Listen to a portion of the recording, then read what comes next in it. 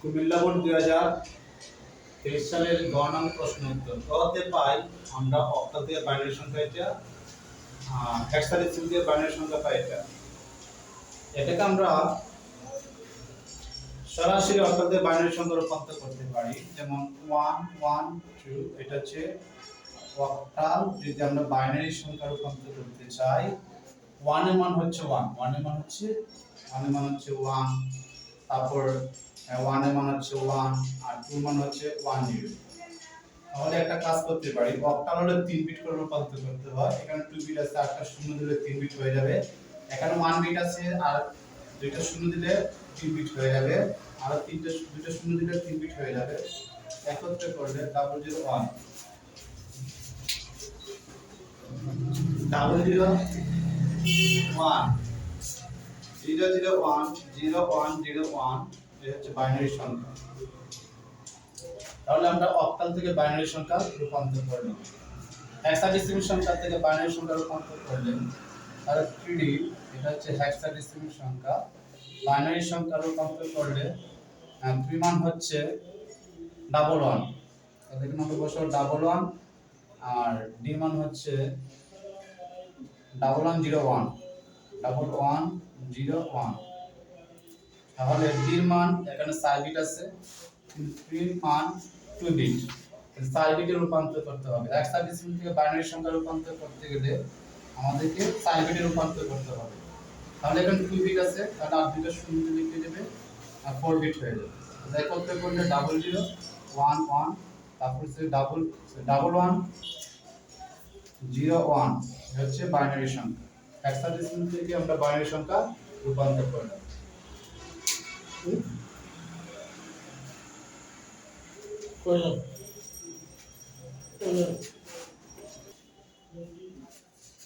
তারপর এখানে কোন সংখ্যাটা বড়, এটা না এটা?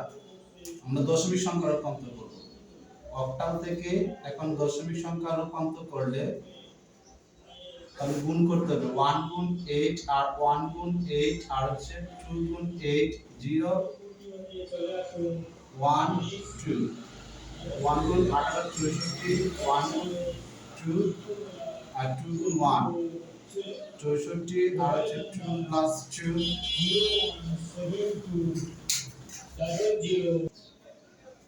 তো তোমরা যে কাজটা করব, 1 এর সাথে 8 গুণ করব, 1 এর সাথে 8 গুণ করব, 2 এর সাথে 8 গুণ করব। তাহলে 8 আর 64 আর 1 এর সাথে 8 গুণ, 1 এর সাথে 8 গুণ, 1 এর সাথে 8 গুণ, 1 এর সাথে 8 গুণ, 2 এর সাথে 8 গুণ। তারপর হচ্ছে 0 1 2। 8 আর 64, 8 একে 8 আর এটা মানে হচ্ছে 1। গুণ করলে 64 কে 64, 8 একে 8 আর 2। এখানে যোগ করলে হবে কত দেখি? 10 74 হবে। উত্তর হচ্ছে দশমিক সংখ্যা 74।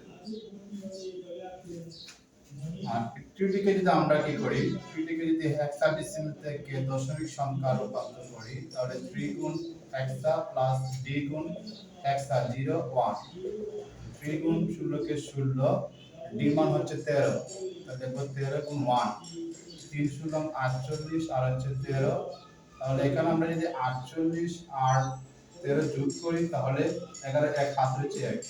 তাহলে এখানে আমরা পাই আমরা 6। তাহলে এই সংখ্যাটা হচ্ছে ছোট, হেক্সাডেসিমাল সংখ্যাটা ছোট আর অক্টাল সংখ্যাটা হচ্ছে বড়। আমরা যদি দশমিক সংখ্যা রূপান্তর করি তাহলে এই সংখ্যাটা হচ্ছে বড়। এই সংখ্যাটা আগে লিখবো, এটা পরে লিখবো।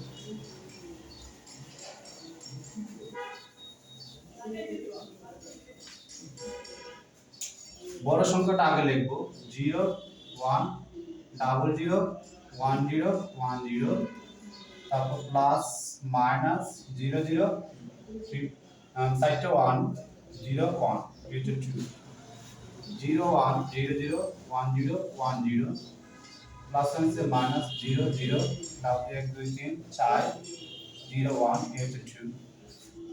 তাহলে আমরা এক কাজ করব, এর উপর লিখব 0 1 00 10 10। এটাকে দুই পরিপূরক করব। 0 0 1 1 1 1 0 1 0। এই চিহ্নগুলো বদলে যাবে, 1 থাকলে 0 0 থাকলে 1। 0 0 0 0 1 1 কাটা যাবে, এক যোগ করব 1 1 0 0 0 0 1 1 1 1 0 0 0 0 1 1। আমরা যদি যোগ করি আমরা জানি 0 প্লাস 1 সমান 1, 1 প্লাস 0 সমান 1, ডাবল 1 সমান 10, আর তিনটে 1 যোগ করলে সমান 11।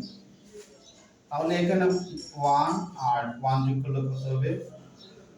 10 এর শূন্য হাতে রয়েছে 1, তারপর 1 আর এখানে দুটো শূন্য আছে, 1 যোগ করলে হবে 1, 1 এর আবার 1 0 0, তারপর হচ্ছে 10 এর শূন্য হাতে রয়েছে 1, 10 এর শূন্য হাতে রয়েছে 1, তাহলে 1 2 3 4 1 1 0 1। এই হচ্ছে বাইনারি সংখ্যা।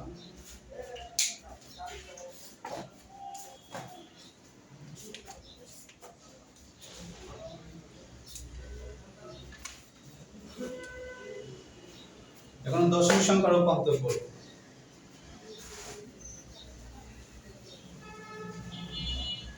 দশমিক সংখ্যা রূপান্তর করলে 0 0 0 0 1 1 0 1 বাইনারি থেকে দশমিক সংখ্যা রূপান্তর করব। তাহলে এই শূন্যগুলো দরকার নাই।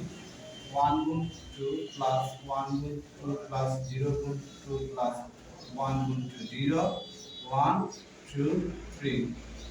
1 গুণ এখানে হচ্ছে 8 আর 1 গুণ 4 এখানে হচ্ছে 0 গুণ 1 গুণ 1, তাহলে 8 আর হচ্ছে 4 প্লাস 0 প্লাস 1 যোগ করলে হচ্ছে 13। এখানে দশমিক সংখ্যা হচ্ছে 13, তাহলে উত্তর হচ্ছে 13। তাহলে আমরা মামুন এর টিকিটের দাম অক্টাল থেকে বাইনারি সংখ্যা রূপান্তর করলাম, আবির এর টিকিটের দাম হেক্সাডেসিমাল থেকে বাইনারি সংখ্যা রূপান্তর করলাম, তারপর দুটোটাকে আমরা যোগের মাধ্যমে পার্থক্য নির্ণয় করলাম।